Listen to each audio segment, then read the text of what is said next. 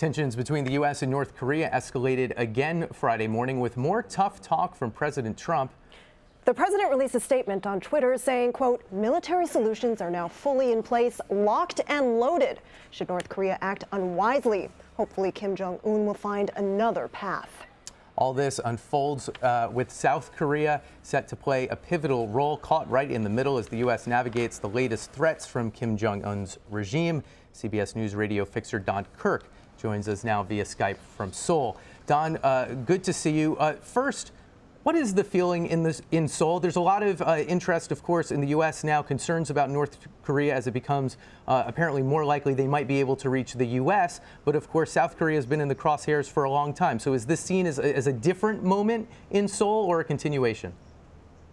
Well, it's seen maybe as a somewhat different moment, but basically as a continuation.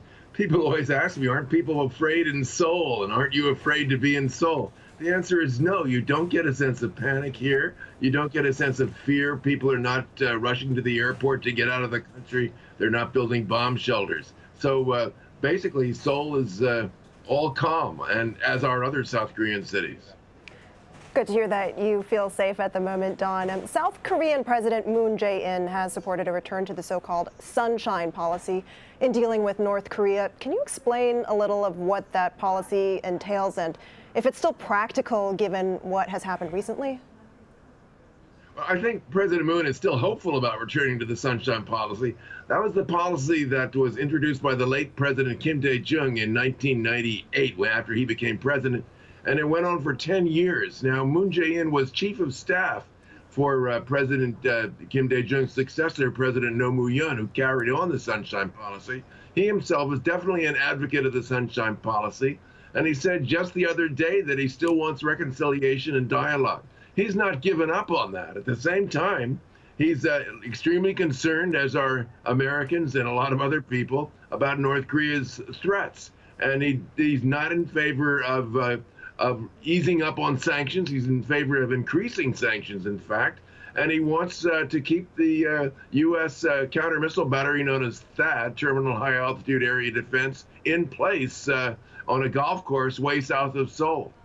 And do we know if the Trump administration is supporting that sunshine policy? You know, I think this Trump administration is eager to cooperate with President Moon. I wouldn't say it's openly supporting or advocating the sunshine policy, but I think that the Americans are telling their Korean counterparts, look, you know, it's up to you. You follow what you think is best, and we'll cooperate with you. And the Koreans are saying, well, we'd like to cooperate with you. So I think that there's sort of an understanding between the Washington and Seoul that President Moon should do what he wants to do to carry out his policy as best he can. In other words, this isn't support, but it's certainly not opposition either. On that point, Don, I want to ask you, how much coordination do you think is actually happening between President Trump, the Trump administration, and South Korea when it comes to an approach toward North Korea?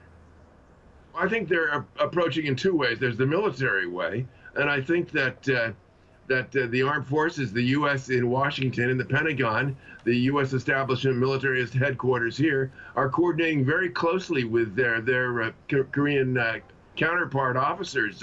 General Dunford is supposed to come here, I believe, on Monday for talks here with the Korean command. He's also going to see President Moon. So I think there's close cooperation militarily, and I believe that there's pretty good cooperation between the American embassy and the administration here, and also between the State Department and Koreans in Washington and New York.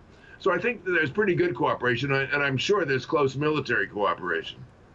We've seen both China and Russia propose something of a trade, that North Korea should stop having these missile tests, and in response, South Korea and the U.S. should either stop or drastically scale back the planned joint military exercises. Is there interest in that proposal in South Korea? And what can you tell us about what the military exercises are supposed to look like? Well, I think there's probably a lot of criticism. Because obviously, if North Korea freezes its nuclear and missile tests, that doesn't mean they're giving up their nuclear and missile program. It's just meaning they're saying, well, we won't fire anything for a while, as long as we're getting along just fine with you. The military exercises are annual affairs. They're due to begin again later this month. Thousands of troops, quite elaborate exercises. The argument in favor of military exercises is you can't have troops who don't exercise. You can't just have troops not going out and testing their equipment and testing their ability to do what they're supposed to do, which is defend off enemy attack. So I don't think that there's a lot of enthusiasm, certainly in the military level here, among Koreans or American military people. And I doubt if there's much enthusiasm diplomatically for the U.S. Freezing its military exercises in response for what they would regard as a very weak freeze by North Korea. There would be no inspections of North Korea's nuclear program. They would not give up their program. They would not give up their missiles. So there's not a lot of enthusiasm for that kind of exchange. Don Kirk with insights from inside South Korea. Thank you. You're welcome.